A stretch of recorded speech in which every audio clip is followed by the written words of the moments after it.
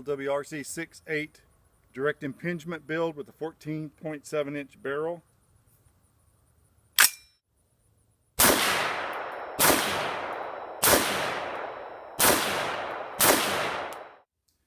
Hey guys, MBell556 here. And in today's video, we're going to take our LWRC Six8 receiver set build that we had initially built up as a pistol, and we're going to convert that build to a rifle configuration. I'd like to thank Steve at Berger's Machine Shop for welding my barrel pin in place. By pinning and welding this Gemtech Bilock adapter to this 14.7 inch cold hammer forged FN barrel, we now bring the total length of this barrel to just about 16.5 inches. And we'll be able to use this barrel now in a standard rifle build. Now, one comment I'd like to make: if you're going to do a pin and weld job or have a pin and weld job done, I think it's important to go ahead and leave it obvious that there has been a pin welded into place. So you can sand this down, file it down, finish it off, and make it almost imperceptible. But I think that might lead to some issues down the road if there's a question about the total length of your barrel and whether the muzzle device has been permanently attached to the barrel. My goal with this build is a high-performance defense rifle. I'm not looking to build a highly accurate, long-range, paper-punching target rifle. We want this build to be relatively lightweight and compact.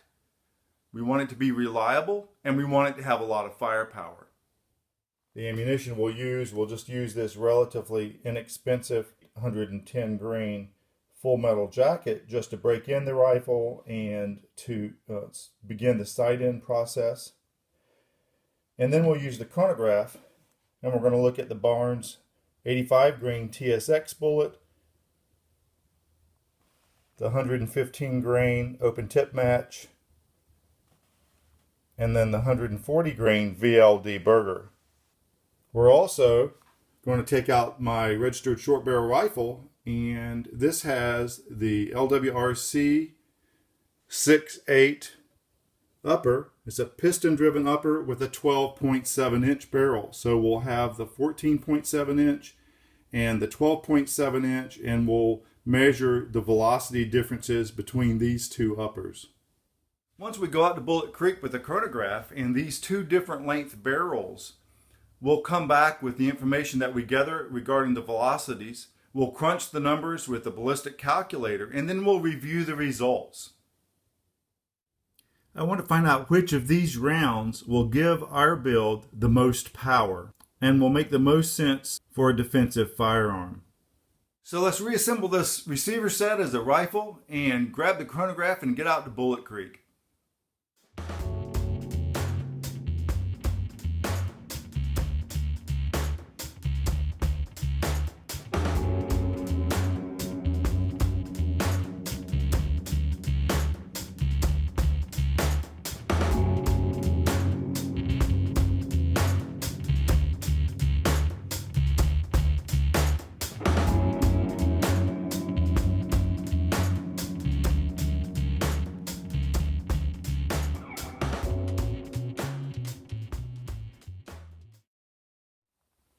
So here's the Six8 receiver set, now assembled as a rifle. Both of these guns now have been outfitted with a sight, backup on sights, and a red dot sight. And just for general comparison, let's just look. 7 pounds, 9.3 ounces.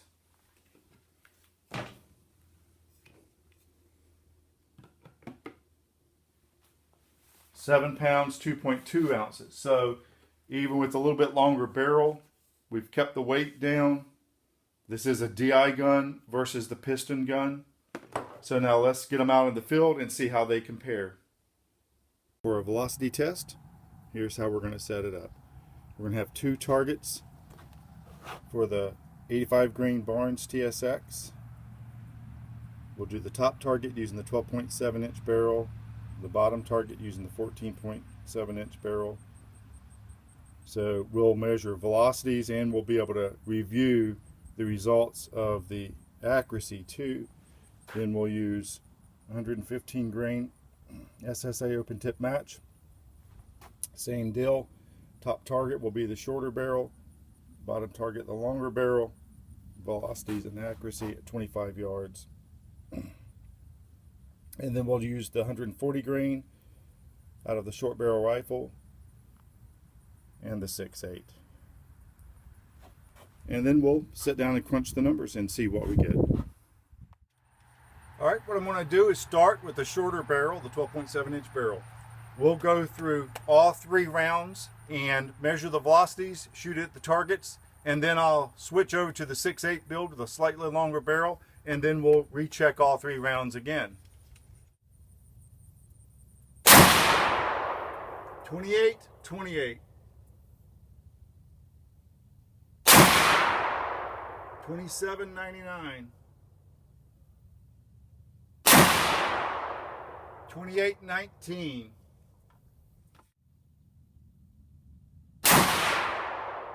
23.82.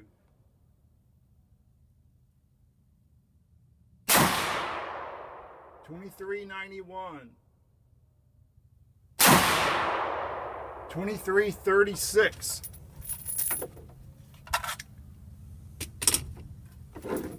Now, the 140 grain Berger, the heaviest load that I know of for the 6.8. Let's see what kind of velocity we can get out of this 12.7 inch barrel and piston driven system. 24.04. 23.24.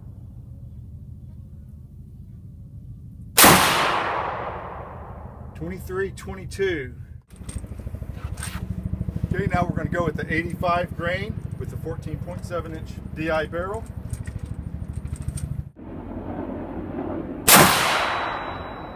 29.40. And we have, okay, bolt over. I am suspecting that that buffer in this system is too heavy. It appears that it's just slightly undergassed. I'm going to change the buffer out and we'll see how that affects things. We've got the standard carbine weight buffer. Let's go ahead and see if we can get 3 rounds of this 85 grain TSX through this gun.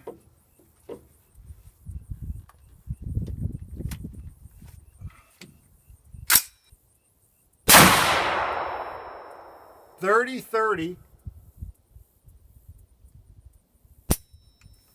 Nope. This ammunition is not driving this gun despite the very high velocities. Let's leave the brass catcher off and just see what it looks like.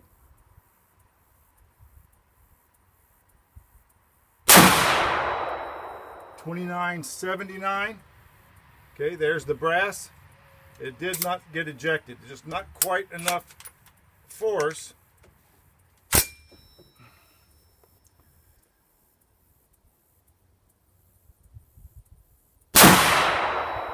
$29.46, same thing. The brass is not getting all the way out. Let's go ahead and do the 115 grain OTM. 25.08. 24.27. 24.24. Now we'll go to the 140 grain. 24.55. 24.19. 23.69, and you can feel the difference in the kick of this gun. It feels obviously a little bit more powerful. The bolt locked back. So the only issues we had with gas problems was with the 85 grain TSX. In an evaluation of any firearm, there are 3 critical factors. reliability, accuracy, and power. Now, reliability is an absolute requirement. Any firearm, whether you're using it for competition, hunting, or self-defense, has to be absolutely reliable. Now, the power and accuracy aspects of a firearm are relative requirements. That is, how much power or how accurate a firearm needs to be depends on the intended use of the firearm. A competition handgun for rapid fire competitions, generally you're looking at using the lightest load possible so that you can manage the recoil. In long-range rifle competitions, supreme accuracy is critical. This build is for close quarters personal defense. The goal is a lightweight, compact, streamlined build that delivers a lot of firepower. We want the build lightweight and compact so that it's easy to handle in close quarters. And we want it to be high powered because the ultimate goal is rapid incapacitation of a criminal intent on harming you or your family. So what did we discover in our field test? First, we demonstrated a truism when it comes to self-defense firearms.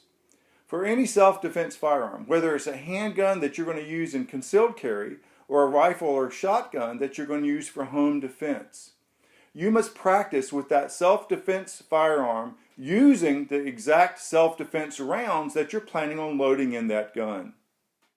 This SSA 85 grain TSX round would not cycle our 6.8 DI build with the 14.7 inch barrel and the mid-length gas system. Now this gun functioned reliably with the mid-weight and the heavyweight rounds. We also found that the extra 2 inches of barrel length in our DI build added about 100 feet per second of muzzle velocity to the medium weight bullet rounds and the heavyweight bullet rounds, and added about 150 feet per second with the 85 grain TSX. I was expecting the 85 grain round to deliver the most muzzle energy because muzzle energy is more dependent on the velocity of a round than on the weight of the round. But what we found was that the 140 grain Berger VLD round delivered an average muzzle velocity of 2,414 feet per second, which equates to an average muzzle energy of 1,812 foot-pounds. So what I'd like to do is let's review the ballistic chart that we generated with the information that we got out on the field. And I want to show these results up close so that if you want to, you can freeze frame the calculations and look at the details. This is the result for the 85 grain TSX with a muzzle velocity of 2,949 feet per second. Then we have the 115 grain open tip match. That produced an average muzzle velocity of 2,453 feet per second. And then the 140 grain Berger produced an average muzzle velocity of 2,414 feet per second. And if you look at these numbers closely, you find that at 100 yards, the 140 grain VLD delivered more energy than the 115 grain open tip match round at the muzzle, and more energy than the 85 grain TSX at 25 yards. And at 200 yards, this round delivers more energy than the 115 grain open tip match did at 50 yards, and more than the 85 grain round at 75 yards. The 140 grain round did, however, produce the largest group, so just take a look now at the targets. Here are the targets that we got when we were doing our velocity test, and if you remember, what we were going to do is use the shorter barrel on the top and the longer barrel DI build on the bottom, 85 grain, 115 grain open tip match, and the 140 grain VLD. And you can see that the 140 grain group is the largest of all three. So then we took the larger targets at 25 yards standing, shooting freehand, 5-shot groups. This target is using the 115 grain open tip match. We got a 5-shot group for the headshot and a 5-shot group for the center of mass. Then using the 140 grain VLD, you can see the difference, the grouping for the 5-shot headshot and the 5-shot center of mass. So a little bit larger groups, and so we need to investigate this a little bit further. But dramatic delivery of power in this 140 grain round. So one question that remains in my mind is about this 140 grain VLD load from Silver State Armory. It's an amazing load as far as delivering energy. We got over 1,800 foot-pounds of energy out of our 14.7-inch barrel. But my question is the accuracy of this round out of this gun adequate for home defense use? I think the issue comes in the length of the projectile itself. To load this round, to get it inside an AR-15 style magazine, the projectile is set back some. And Berger recommends that this round, this projectile, be seated so that it actually touches the lands and grooves of the barrel. And I think this really can't be done adequately in a round that's being chambered in an AR-15 style gun. So that does adversely affect the accuracy of this round. What we want to do in our follow-up video now is go ahead and really sandbag this gun and shoot at a 100-yard range. We want to go ahead and zero this round for 100 yards. And we want to do a much more precise accuracy evaluation of this round. And because the heavier round delivered so much more energy, we're going to kind of concentrate on heavier rounds. I am also going to take out a round that's made by a company called Iron Will Cartridge Company. They load up some rounds using 130 grain Spear Gold Dot bullets, and they also use 130 grain Nosler ballistic tip bullets. And so I want to go ahead and look at all of these heavier rounds and do an adequate test for accuracy. We'll also measure the velocity of these Iron Will cartridge rounds and see what velocities we get pushing these 130 grain bullets out of the 14.7-inch barrel. So stay tuned for our final evaluation and wrap up of our LWRC 6.8 DI build and more precise accuracy evaluation of the heavier loads for this gun. If you have any questions, please post those and I'll try to respond to those in a timely fashion. Thanks for watching, and we'll see you next time.